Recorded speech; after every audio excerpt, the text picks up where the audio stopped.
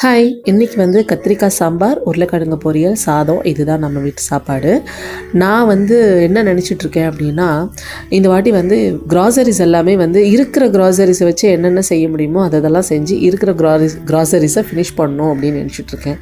ஏன்னா ஒவ்வொரு வாட்டி பர்ச்சேஸ் போகும்போது பார்த்திங்க அப்படின்னா, வாங்கும்போது எல்லாமே பல்க் குவான்டிட்டியாக வாங்கிடுறோம்.